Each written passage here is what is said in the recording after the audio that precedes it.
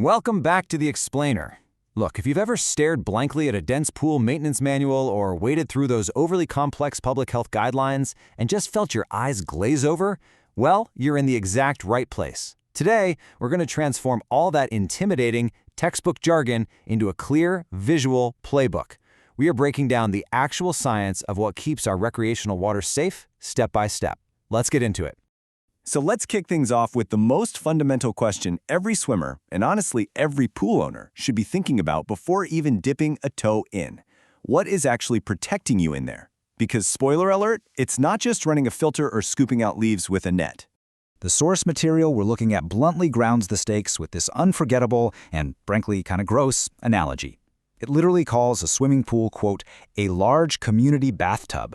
I mean, when you really think about it that way, with the sheer volume of soil, sweat, skin scrapings, and, other organic matter being introduced by everyone jumping in, it completely highlights the absolute non-negotiable need for a microscopic defense system. To understand that defense system, here's our quick roadmap for today. We're hitting 1. The first defense. 2. Decoding chlorine terminology. 3. The crucial pH partnership. 4. Stabilized versus unstabilized chlorine. And 5. Testing and saltwater truths.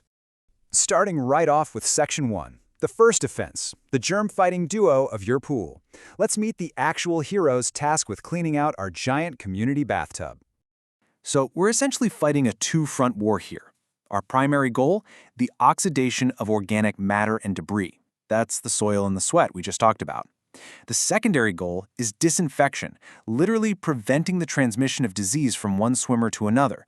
And to pull this off, the CDC formally identifies a very specific, dedicated disinfection team, chlorine paired with proper pH. Which brings us to Section 2, decoding chlorine terminology, understanding the chemical actors. Because as it turns out, chlorine isn't just one single thing when it hits the water. It breaks down into different active parts. First up, you absolutely have to understand free residual chlorine. As the CDC notes, this is the most effective active chlorine disinfecting and oxidizing agent available to kill germs in the water.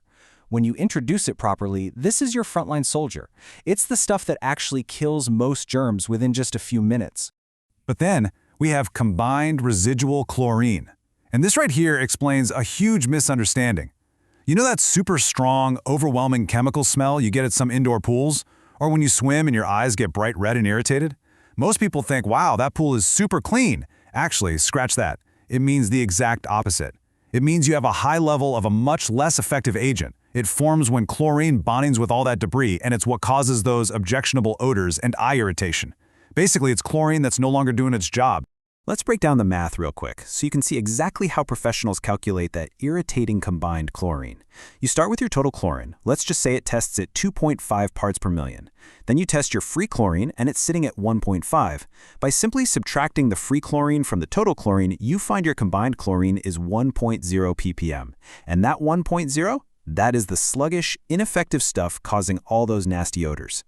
All right, moving into Section 3, the crucial pH partnership. Why chlorine needs backup and sunscreen. Because as powerful as free chlorine is, it absolutely cannot work alone. It needs the perfect environment. And that environment hinges on a very specific range, 7.2 to 7.8. This is the CDC's ultimate target for pool pH. Why is that so crucial? Well, pH is a massive influencer on chlorine's effectiveness. If the pH climbs too high, say above 7.8, the disinfection rate of your chlorine absolutely plummets. You could have plenty of chlorine floating around in the water, but if the pH is off, the germs are going to survive. Now, let's talk about another massive environmental threat, the sun. Sunlight's ultraviolet rays will rapidly, and I mean literally, cook off your free chlorine. To stop your chlorine from just completely vanishing on a sunny day, you have to protect it. That requires cyanuric acid, which steps in to act as a kind of chemical sunscreen stabilizer for your pool. So, Section 4, stabilized versus unstabilized chlorine, choosing your chemical armory. Armed with that knowledge about sunlight, let's look at the actual physical products you'd buy to maintain this delicate balance. It's fascinating because this distinction entirely dictates your shopping list, based purely on your pool's environment. If you've got an outdoor pool, you generally want stabilized chlorine, things like dichlor or trichlor. Why? Because it already contains that cyanuric acid sunscreen, making it ideal for the outdoors, although keep in mind it does lower your pH. But if you have an indoor pool where the sun isn't a factor, you'd use unstabilized chlorine like calcium or sodium hypochlorite. It contains zero cyanuric acid and gets destroyed by sunlight, which makes it absolutely perfect for indoor setups or for rapid shock treatments where you want to avoid chemical buildup. Regardless of which type you're using, hitting your target safely is the whole name of the game. The CDC demands a free chlorine concentration of at least 1 part per million for swimming pools, and for hot tubs, that bumps up to at least 3 parts per million just to keep bathers safe from recreational water illnesses. But hey, what happens when things go south? When the pool gets overwhelmed by heavy bather loads, tons of debris, or a sudden algae bloom, you have to execute what's called superchlorination, which you probably know as shocking the pool. You intentionally spike that chlorine dosage way up to 6 to 10 parts per million. This massive dose totally destroys those built-up chloramines, that irritating combined chlorine we talked about earlier, and it knocks out isolated algae blooms. Just, remember you absolutely have to wait for the chemical residual to drop back down to normal before anyone jumps back in. Let's wrap things up with Section 5, Testing and Saltwater Truths, Practical Application and Myth-Busting.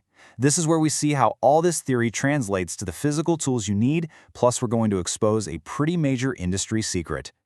Okay, so imagine you've just superchlorinated. Standard test kits will actually max out. They just aren't built to read levels that high. So you have to use this clever little dilution trick right out of the operator's manual. Step 1, you mix half a part pool water with half a part regular tap water. Step 2, you test that new, diluted sample using your kit. And Step 3, simply multiply your result by 2 to find the true high chlorine residual. It's a seriously brilliant workaround. To get those actual numbers, most pros rely on an absolute staple, the traditional tailored DPD test kit. You basically add chemical reagents into your water samples, which then magically turn the water pink to measure your chlorine, or yellow and red for your pH. Then, relying on visual color comparators, you just match the shade of your water to a manufactured color block to get your final reading. But, technology evolves. If you don't really want to sit there squinting, trying to guess whether a tiny vial of water looks light pink or medium pink, digital photometers like the Color Q can now read the exact chemical levels for you. By passing light straight through the sample, they give you a clean digital readout. It totally eliminates the human error and guesswork of color matching. All right, finally, we absolutely need to address one of the biggest misconceptions in the entire recreational water industry. What exactly is a saltwater pool? I mean, you've probably heard a neighbor or friend brag about theirs, claiming it's this incredibly natural, chemical-free alternative to traditional pools. Well, here's the truth, and consider this myth totally busted. Saltwater pools are not chemical-free. They absolutely do not sanitize the water with salt. That is a complete myth. What they actually are these brilliantly engineered devices that use an electrical current and a metal cell to force salt through a process called electrolysis. This process literally creates a mini chlorine factory right there in your pool. It manufactures the exact same chemical chlorine we have been discussing this entire time. And that brings us to the end of our breakdown.